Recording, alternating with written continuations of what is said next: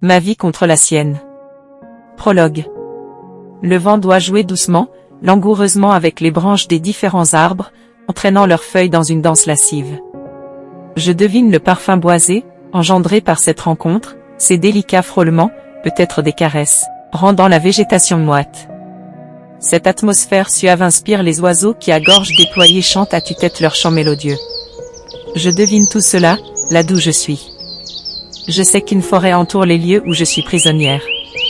Mais de ma toute petite fenêtre, je ne vois qu'un immense mur de béton gris qui a des nuances de saleté et vieillesse. Les oiseaux, je ne peux les entendre. Ils évitent, ils ne s'approchent jamais de cet endroit isolé, perdu pourtant en pleine nature, sur un relief montagneux. Un lieu maudit, qu'on cache à la face du monde. On chuchote, on baisse les yeux d'indignation, la peur de son existence, rappelle que l'être humain peut être gouverné par les vices les plus monstrueux et de s'enfiévrer, de jouir de leurs terribles actions. Je m'avance devant ma petite fenêtre, une sorte de lueur intense flotte devant mon mur gris, me rappelant qu'on est toujours le matin, encore une longue journée. J'attrape un livre qui se situe sur une pile de ses congénères et monte sur le lit du haut. Cela fait des mois que je suis seule ici. Toutes mes cohabitantes ne sont jamais restées bien longtemps avec moi et malgré le peu de place que ce lieu dispose, elles finissent toujours par être transférées. Leurs supplications, crises d'hystérie, menaces contre le personnel et finalement d'atteindre leur propre vie, ont à chaque fois eu l'effet escompté, me retrouver seule dans cette pièce lugubre. Mais cela m'importe peu, d'être seule. Cette vie ne compte pas. Elle n'est qu'accessoire, un bonus qui a mal tourné. Ignorant les bruits de l'extérieur et l'odeur inconfortable de la moisissure, je me plonge dans la lecture de mon livre. Je ne sais combien de secondes, de minutes sont passées quand le bruit de la fenêtre d'observation de ma porte s'ouvre violemment, me faisant sursauter. Une paire de yeux que j'identifie immédiatement apparaît dans l'ouverture. La surprise dans ses yeux s'efface rapidement, comme habitué ou resigné. Une main tenant une lettre sort de la bouche de la porte. Je regarde un instant le bout de papier que ma geôlière me présente, me ressaisis rapidement lorsque la main se met à s'agiter d'impatience.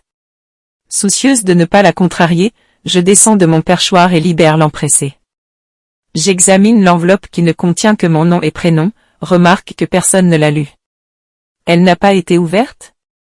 M'étonne-je. Qu'est-ce que ça peut me faire? Me répond une voix qui s'éloigne. Je perds mon regard sur l'enveloppe un moment avant d'aller m'asseoir sur l'unique chaise de la pièce qui m'est dédiée. J'hésite un instant avant de l'ouvrir, pour finalement décoller avec délicatesse l'enveloppe qui semble cacher un secret que je serai la seule à connaître dans ces lieux. Je sens tout mon corps frissonner d'effroi en découvrant le contenu. Ma poitrine se serre douloureuse, me coupant le souffle quelques secondes. Chaque mot me pique le corps d'une lame aiguisée, me rendant moite de sueur. Inconsciemment, je mords ma lèvre inférieure, je relis une seconde fois cette lettre qui m'est destinée, qui me délivre comme un aveu inavouable ou me prédit un funeste destin.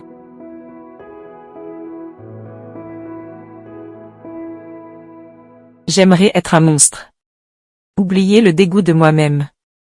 Être véritable. Oublier l'ombre de mon être qui m'anime chaque jour et s'évertue à m'oppresser lentement, à chaque instant, de plus en plus. Renaître de mes entrailles pourries par l'empathie et les faiblesses de cette âme pure qui me possède. Ne plus respirer le même air qu'eux, ces êtres qui ont oublié ou n'ont jamais eu de conscience. Ces êtres immondes qui semblent vivre librement, ne refrénant pas leurs instincts les plus sombres. Il n'y a pas en eux cette voix belliqueuse, omniprésente, cherchant constamment à calmer la bête qui est en moi. Je voudrais sortir de mon agonie. Libérez-moi de mes chaînes. Que ma souffrance éclabousse les murs, les miroirs de leurs âmes. Qu'elle coule entre mes doigts, comme le sable du temps qui gouverne leur misérable existence. Mon âme contre le goût du sang, que son odeur m'asphyxie, me ramène à la vie. Ce feu qui me brûle, ne peut-il pas embraser leur chair pour soulager mon cœur épris d'une passion sombre? Ce n'est pas la peur qui me retient. Non, juste cette voix qui me parle, se matérialise en ce sentiment de culpabilité qui me ronge. Je souffre, je meurs par ma bienveillance.